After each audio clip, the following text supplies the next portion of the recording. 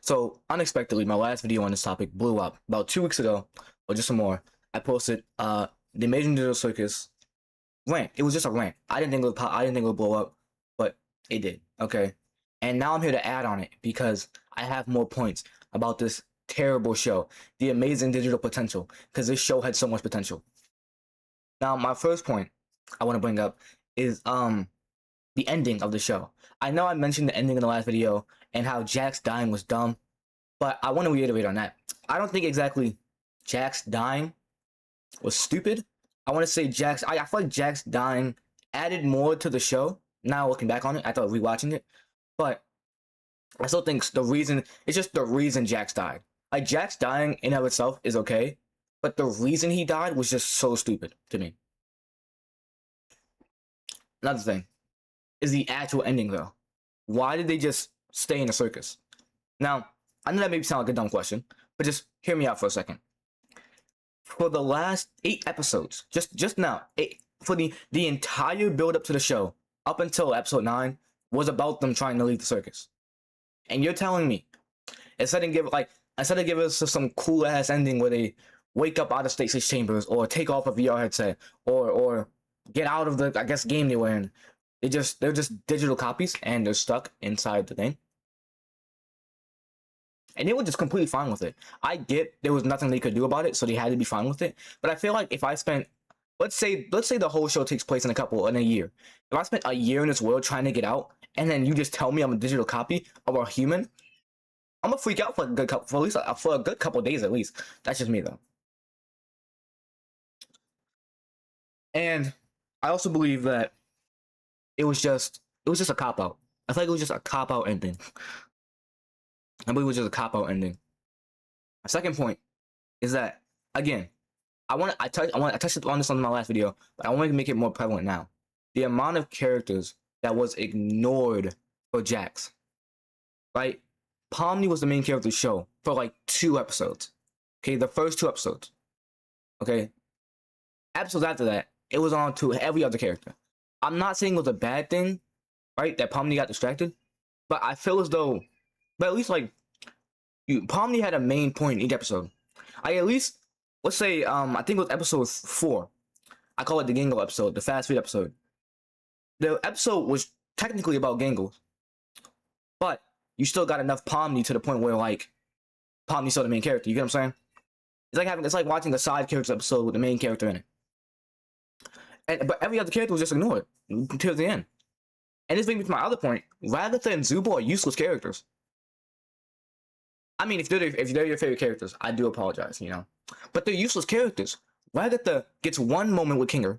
Off the top of my head, from rewatching the show, Ragatha gets like one moment with Kinger, and like one. One day, we'll do something these adventures up.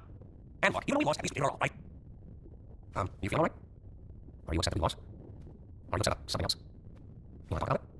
Like one moment towards the end, and that's all she gets. And Ragatha, I'm willing to say Ragatha could have been the best written character on the show, but nah, she just threw it out the window. And Zubul, I can't even think of a Zubul character moment except for when she's having therapy with Kane, and even then. So, what's on your mind, Zubul?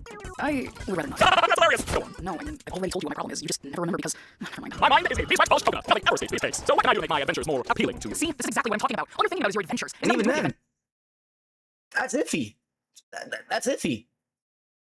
Like, Ragatha and Zubul are like prime examples of useless characters. Because I feel like they were planning to have their own episodes, similar to Gangle episode 4, Kingle episode 3, and Pomni. But like, Goosewick said, nah, we'll give their episodes to Jax. To Jax, yes sir. Jax. And another thing I want to touch up on is back to the end. Back to my point on the ending. So, back when The Amazing Digital Circus was first coming out, a lot of people were saying it was inspired by I Have No Mouth and I Must Scream, the book. Now, a lot of people who has liked the book and actually haven't really read the book, probably would agree. Probably would 100% agree. But let's say The Amazing Digital Circus is truly inspired. Because I don't know for sure. I didn't fact check this. I'm just going off of what I heard. It is truly inspired by I Have No Mouth and I Must Scream. It would be the shittiest version to be. It would be the shittiest it would be the shittiest thing ever. I like if it was truly inspired from I Have No Weapon on the Screen. It took no inspiration. Because Kane, let's say Kane, the AI in the situation, wasn't evil. For the one episode he was evil, he died. He just died. And then he was back in the next episode. Like that. Like uh, uh, confused the shit out of me. I promise you that much. So if it is to end, again, the ending of them just staying there and being fine with it, if this was inspired by I Have No Mouth and I Must Scream, I guess I don't have many other points. No. My last point is like no expansion on not the timeline, but like the lore before the show. As we know, there was multiple characters before the show, you know, like Scratch, Ribbit, Kaufmo. But I just don't like how we didn't get nothing of them until late into the end of the show, like the last 2-3 episodes. Yeah, we saw Kaufmo extract in episode 1, and yeah, we hear about Ribbit, and yeah, we briefly hear about Scratch, but otherwise, there's nothing of them. I'm not saying they should. This is just a personal preference. I feel like it would have been cooler to get like a filler episode about Scratch, about Ribbit, about Kaufmo, and not just these random moments thrown in the end. Now, there are some comments I want to touch up on in the last video. The first comment is from Spinning Astra. It gets 100 million views every episode. So yeah, these are just opinions and hating. Yes, these are just opinions. And yes, you can call it hating. But what I want to say is, just because something is popular doesn't make it good. I want to throw that out there. They made it so it's 100 million views per episode, but that doesn't mean it's good. Doesn't mean the writing's good. Doesn't mean it's a good show. And yes, it's an opinion of a good show, but just because it doesn't. For example, Ant-Man and Quantumania, right? Ant-Man and Quantumania is possibly the worst Marvel movie to ever exist, right? We can all agree on that. Now, if I look up how much money did it make right now, it made $476 million worldwide. That's a lot of money. That's enough money. Now, that's a lot of money. That's life-changing money right there. But would you call Ant-Man and the Wasp Quantumania a good movie? Probably not. And if you do, I think something's wrong up here. I genuinely think something is wrong with you up here. But hey, that's just an opinion. Now, next comment I want to touch upon is from Cloud Kumo Yoon.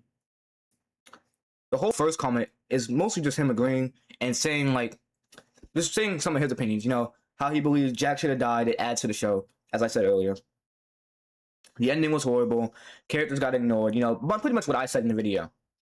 But he really inspired this video, because what I read was, why did they stay in the circus? And that made me want to make this follow-up, I guess. But someone commented. The fuck are they going to do? They're a digital copy of someone that's still alive. So how are they going to leave? Possess someone's body?